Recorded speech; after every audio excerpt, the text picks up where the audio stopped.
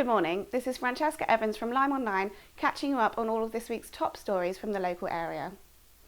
The Mayor of Lyme Regis has called for a more visible police presence after a spate of concerning incidents in the town. The latest incident took place on Wednesday afternoon when a group of men caused significant disruption in Broad Street, watched by dozens of shocked residents and visitors.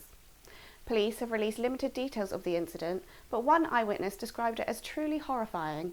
He said a man was knocked over after climbing on a car bonnet while another car was spinning at the top of the high street before deliberately crashing into another vehicle outside Tesco.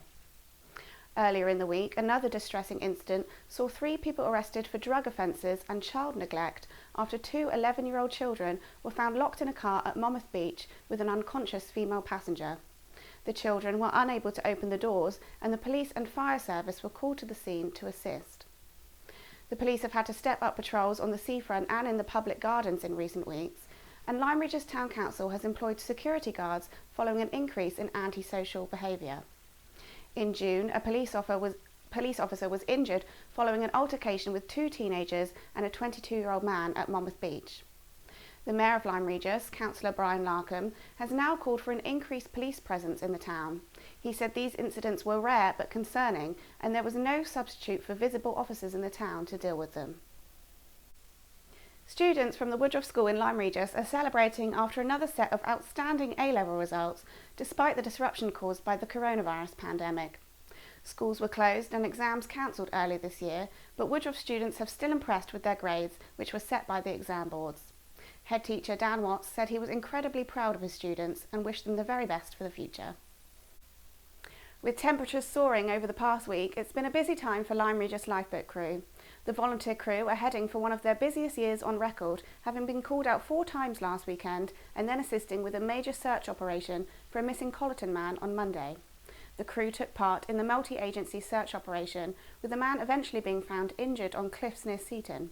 He was winched to safety by the Coast Guard's search and rescue helicopter and taken to hospital. For emergencies on the coast, cliffs and tidal rivers, you should always call 999 and ask for the Coast Guard. It is 80 years to the day that a German bomber was shot down over Lyme Bay during the Second World War. The aircraft was shot down by an RAF Spitfire on August 14, 1940, killing 3 men with a further 2 captured after being rescued from the water. The plane had been targeting RAF Sealand in North Wales, but was taken down, crashing into the sea half a mile south-east of Broad Ledge off Lyme Regis. A newspaper clipping at the time described it as a brilliant action by the RAF, watched by hundreds of people out for an evening walk on the seafront. Tomorrow marks the 75th anniversary of VJ Day, which brought the Second World War to an end. Commemorations in Lyme Regis will include the laying of a wreath at the town's war memorial and a special cry by town crier Alan Vian and lighting of a beacon on the north wall at 7 p.m. It must be in the genes. That's one of the explanations given for the incredible form of Up Lyme and Lyme Regis Cricket Club batsman Tyler Wellman, who was the talk of local cricketing circles. Tyler left a large crowd at the King George V playing field amazed on Saturday when he completed a hat-trick of consecutive centuries in their victory over Honiton. On this occasion, Wellman was out, but not before he had slammed 106 runs to all corners of the ground. The victory puts Up Lyme well clear at the top of their mini-league division, and with half the games played, they are well placed to head to the knockout fixtures in September. Tomorrow, Up Lyme meet neighbours Axminster at home, where Wellman is hoping to extend his run of consecutive centuries to 4. No one has been able to establish whether 3 in a row is a record in club cricket, but it has certainly never been achieved at Up Lyme before. His chances will depend, of course, on Up Lyme winning the toss and electing to bat, as they skittled Axminster out for just 48 runs a couple of weeks ago. There is still no definite news when local football will commence again.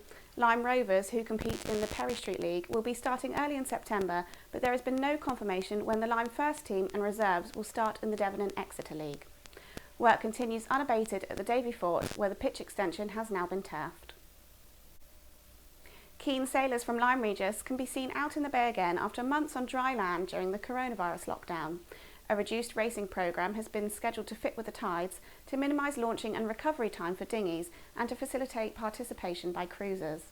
Building up slowly from previously permitted leisure sailing, organised racing has taken place over the past 3 weeks. Single-handed sailors have had less restrictions and some family crewed double-handers have been able to join in. Last Sunday, close to what would have been the date of Lyme Regis Sailing Club's annual regatta, 16 dinghies and 4 cruisers set out to compete in 2 races run back to back. And finally, with many missing Lyme Regis town band's summer concerts on the seafront, which had to be cancelled due to the coronavirus pandemic, members have instead put together a special recording of one of their most popular tunes, Amarillo. The video includes the band's 3 young trainees and 2 regular collectors, Josh and Robert, on percussion, as well as several guest players. Here it is to see us out. Thanks for watching.